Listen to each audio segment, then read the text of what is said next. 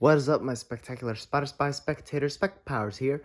You can call me Mr. Pixar fan or Mr. Incredibles fan because it is time for me to do a YouTube video on a review of Incredibles 2. That is right. The hit Disney Pixar film directed by Brad Bird in 2018, also released in 2018, and starring Craig T. Nelson, Craig T. Nelson, Holly Hunter, Sarah Bowell, Huckleberry Milner, Catherine Keener, Eli Fusil. I hope I pronounced that right. Forgive me if I pronounced it wrong. Again, released in 2018, and yeah, here it is. So first of all, we got the nice logo and title, Incredibles 2, and there's the Incredible family, the Parr family, as we've seen from the first film, but in more detailed 3D animation compared to the original film. There's Mr. Incredible, there's Mrs. Incredible, aka Elastigirl, there's Violet, there's Dash, and there's Jack. And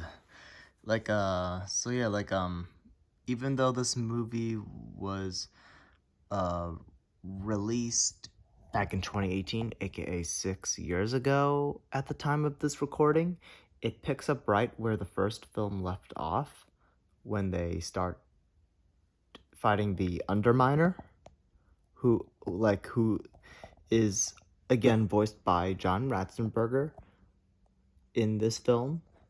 Even though, spoiler alert, he only shows up in the beginning of the film and that's it.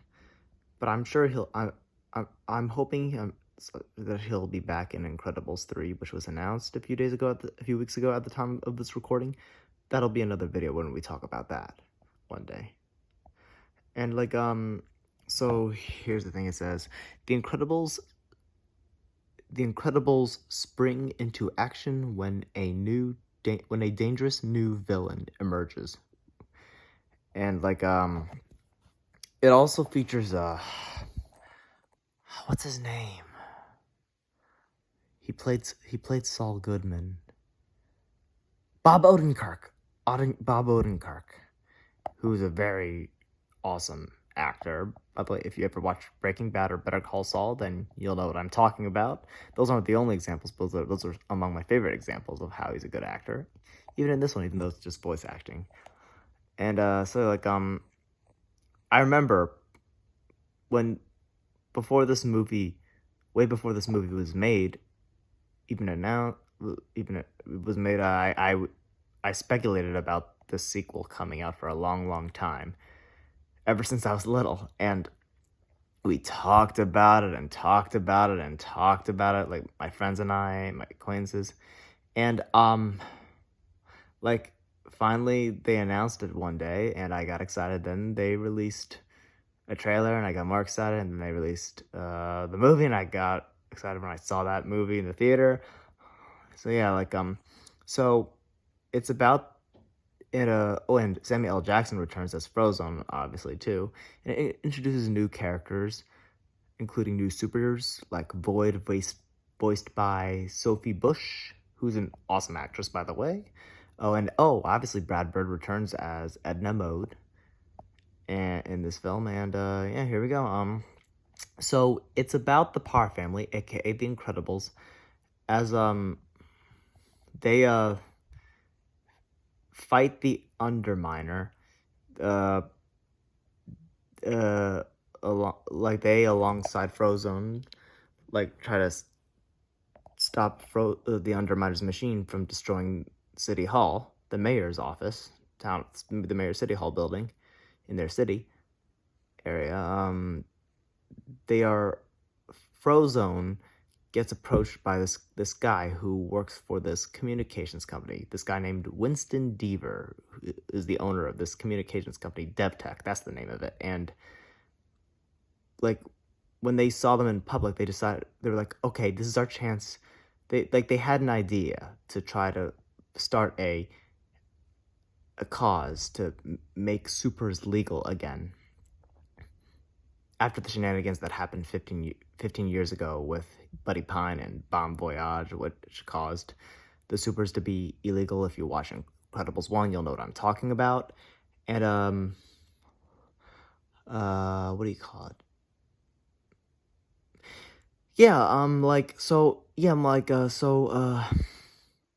yeah, they reach out to, they approach Frozone, give the DevTech card, and as the Incredibles are taken into custody and released for what they did, because supers are still illegal at this point of time in the universe, right? And Frozen approaches them when they go to their temporary home, which is this motel/hotel area, and he tells them that he was approached by this person and who works for this company, and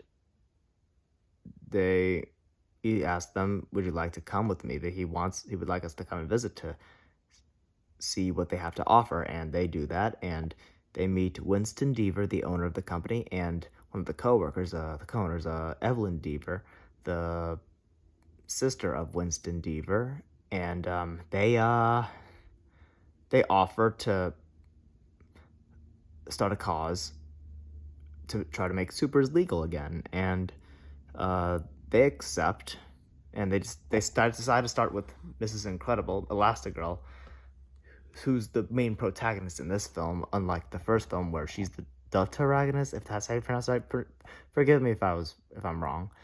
And Mr. Incredible is the Deuteragonist in this movie, and he takes care of the kids while she does the super work. And again, it has more detailed. It incredibly has more detailed animation compared to the last film. I actually read up on this on the internet. Each character model, not just the character models of the characters who were originally introduced in this film and didn't show up in the first movie, but even every single character who was first introduced in the first film from 14 years ago, that all their models had to be made from scratch because of the new animation, and it wasn't the same program as the original film's animation, so it was the new program, so they had to do it. They had to do it all from scratch again, and I have to admit they did an incredible job. They literally did an incredible job on making them like identical twins.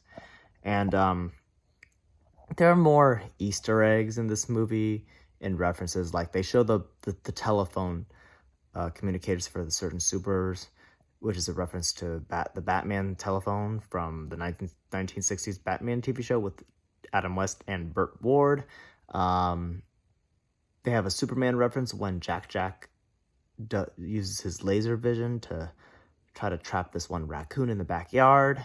And again, the Fantastic Four references, like I mentioned, like Mr. Incredible has super strength, which is similar to The Thing and Superman, or Hulk.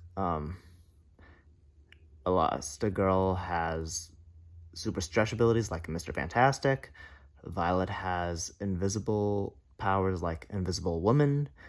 Dash has super speed powers like the Flash and Quicksilver.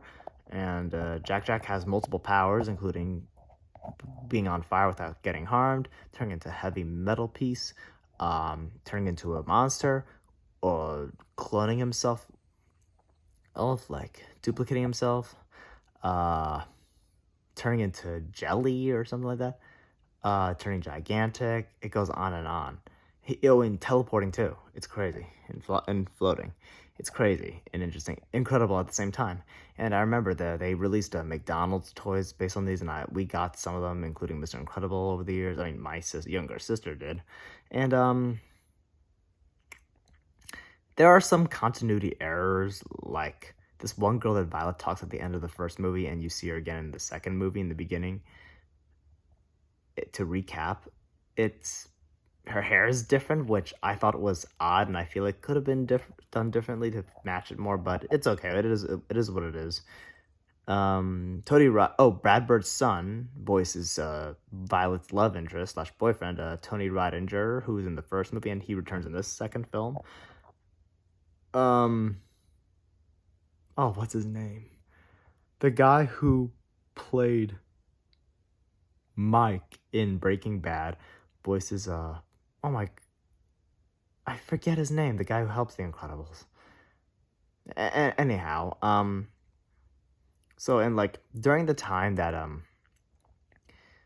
that Elastigirl does her activism to save people, a new villain named Screenslaver emerges, and Screenslaver, like Syndrome, doesn't have any actual superpowers, but Screenslaver has the ability to hypnotize people with these magic goggles and TV screens that are like, ooh, it's crazy, and it makes your brain go crazy and mind controlled. And he has like a mask similar to the Harry Warden miner from the horror movie My Bloody Valentine, which is creepy and interesting, like a burglar kind of mask in a way. And it later turns out, spoiler alert, the real villain is Evelyn Deaver, Winston Deaver's sister, and it was a decoy, the Screenslaver, and she was the real villain. And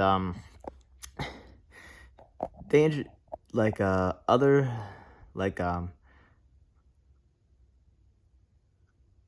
there's also an Easter egg of a toy that eventually appears in Toy Story 4 in next year.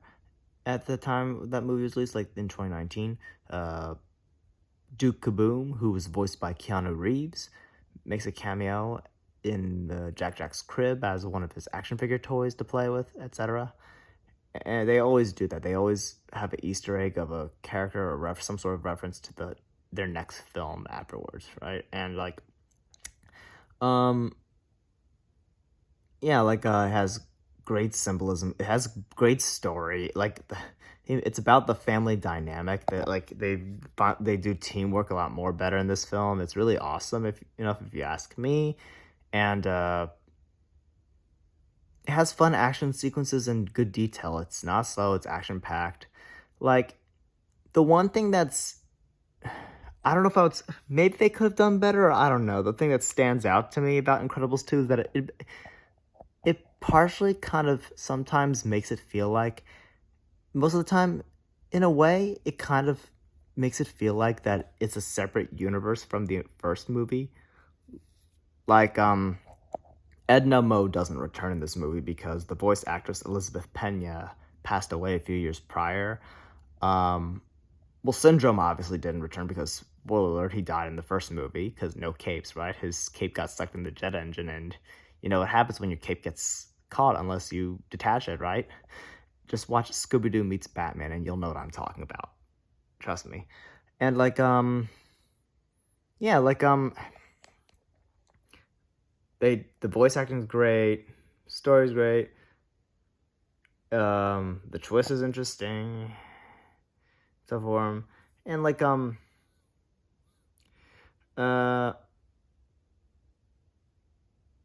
symbolism too.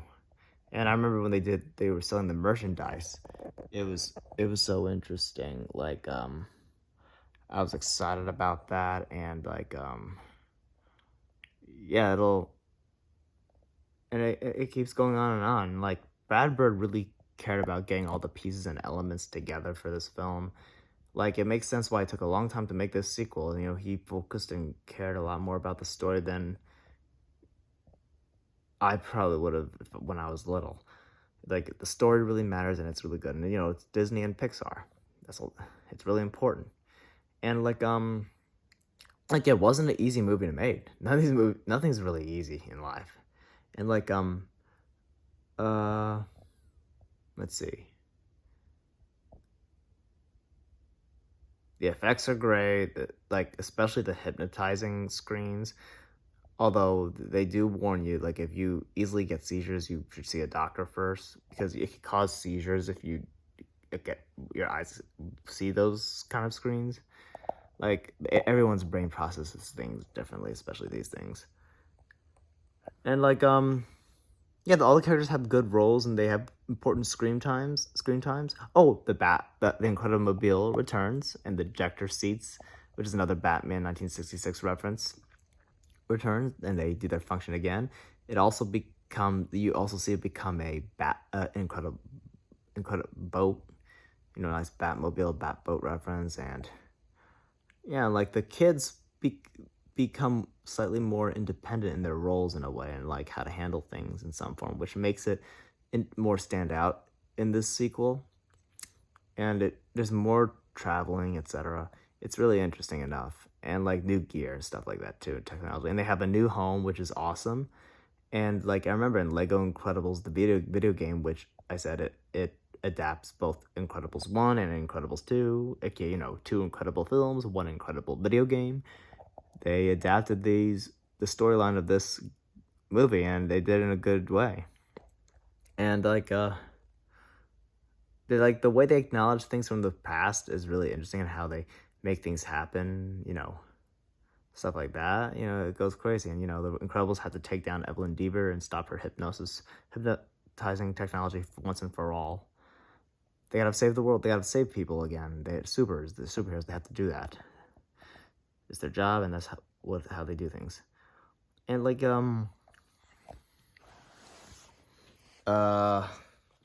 yeah. Am I forgetting anything? Let me think. No, I guess not. All right. Yeah. So yeah, it's watchable, not boring. It's a good sequel. I personally like the first one a little more, but it's okay for a sequel. And it's watchable and never gets old. Incredibles still just getting started when it comes to franchise. It's far from over. Still got a long way to go, everybody.